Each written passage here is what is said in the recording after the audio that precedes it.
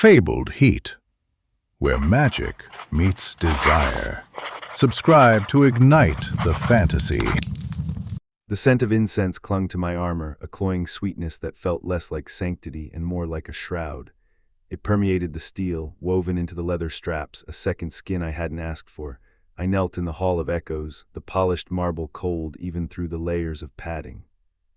The cavernous temple was mostly silent, a deceptive quiet punctuated by the softest of sounds, the whisper of 200 clerical robes brushing against the stone floor, the almost imperceptible rustle of prayer beads.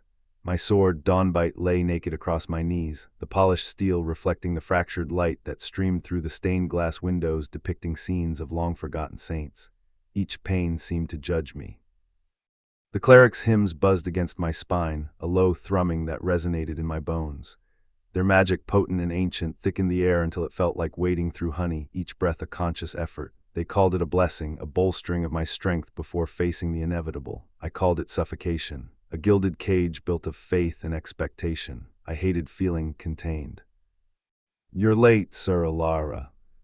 Voice was deep, a velvet-wrapped steel that cut through the chanting.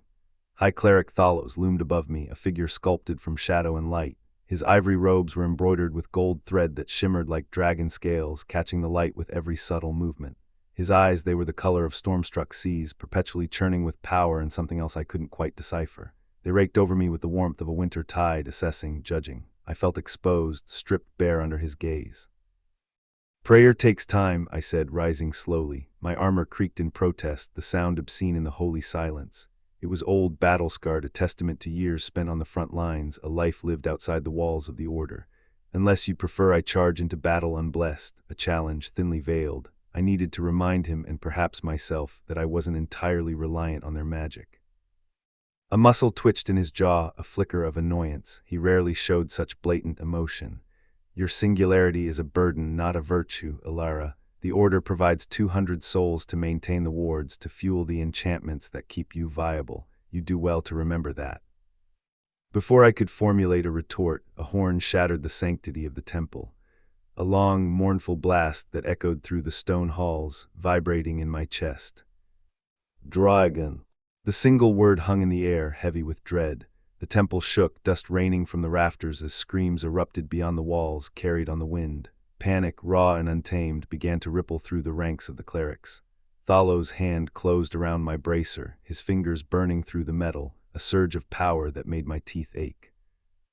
"You are not ready," his voice was low, urgent.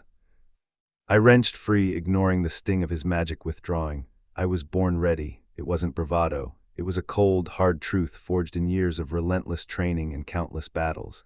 I'd faced down beasts that would make lesser warriors weep.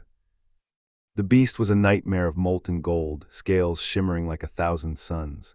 Its wings blotted out the sun as it descended upon the village, each thunderous beat whipping the thatched roofs into a frenzy, sending debris spiraling into the air. The clerics surged around me like a living tide, their chants weaving a shield of iridescent light, a fragile barrier against the coming storm.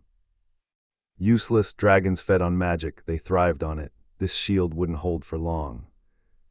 Distracted, I barked, hefting Dawnbite. The blade felt strangely light in my hand, eager for a fight. Thalos' gaze seared my back, filled with a mixture of frustration and something akin to concern. "You'll die." "Then make sure I don't," I charged, adrenaline flooding my system, pushing aside the fear that threatened to paralyze me. The dragon's roar liquefied my bones, a wave of sound that threatened to shatter my skull. But I swung anyway, my blade biting into its talon, drawing a screech of pain. It was a glancing blow, barely a scratch on the behemoth, but it was enough to draw its attention. The dragon whipped its tail, a devastating blow that sent me flying. I tucked and rolled, narrowly avoiding being crushed, but the impact still stole the air from my lungs. Fire engulfed the space where I'd stood, the heat blistering my cheeks, scorching my skin. "Elara," Thalos' voice tore through the chaos. His hands glowed with celestial fury as he slammed a barrier of pure energy between me and the next jet of flame. It held, but the strain was visible in his clenched jaw, the beads of sweat forming on his brow.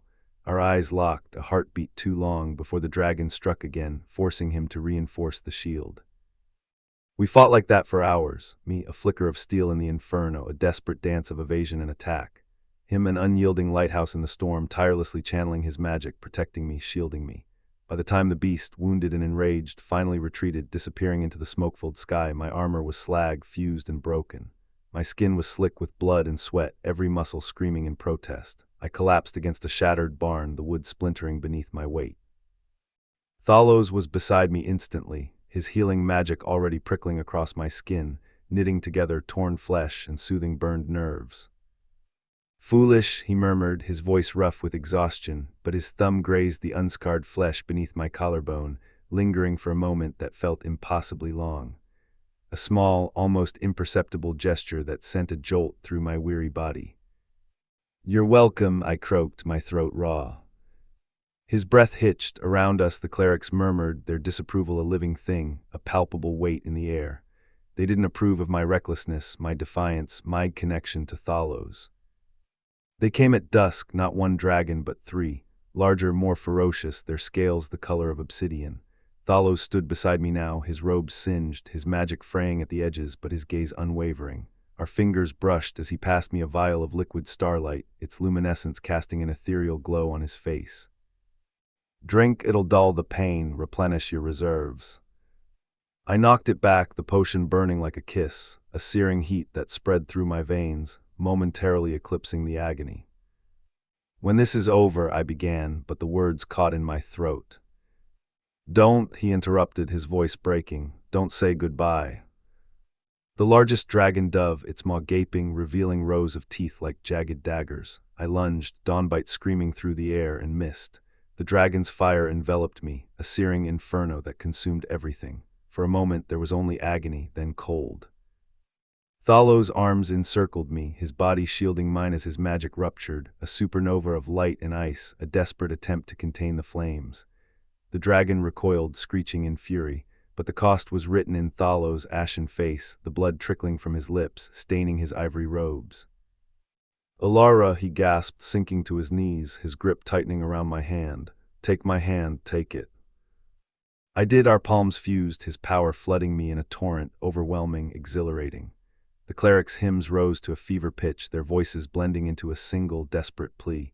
Dawnbite ignited with borrowed divinity, the blade glowing with an unearthly light. The dragon laughed, a sound like cracking mountains. Before it spoke, its voice resonating with ancient malice. "You think this ends with me? The Void Mother wakes."